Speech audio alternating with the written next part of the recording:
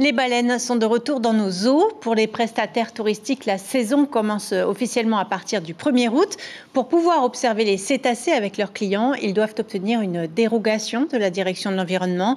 Un précieux sésame de plus en plus difficile à obtenir. Les explications de Nicolas Suire et Mélissa Chang.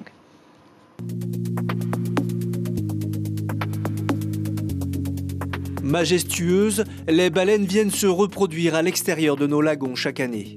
Les touristes sont nombreux à vouloir les observer, mais pour les excursionnistes, le parcours du combattant commence.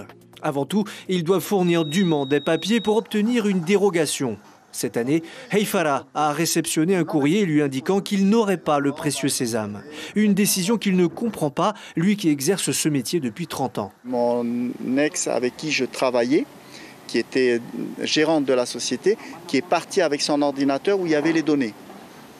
Il a fallu que je fasse venir un huissier pour récupérer les données. Bon, j'ai récupéré en fait les données et je les ai mis. À l'heure actuelle, elles sont en train d'être mises sur le site. Et là, la DIREN, elle veut rien savoir.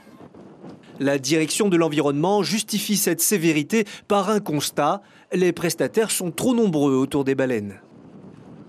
Il a été décidé de limiter déjà pour cette année, puisqu'on approchait justement de la saison des baleines, déjà de limiter à un nombre égal de celui de l'année dernière, qui est déjà très très important. Et pour les années suivantes, il y aura des discussions pour justement essayer de définir un nombre maximal, entre guillemets. Effectivement, la saison des baleines est l'occasion de réaliser beaucoup de profits.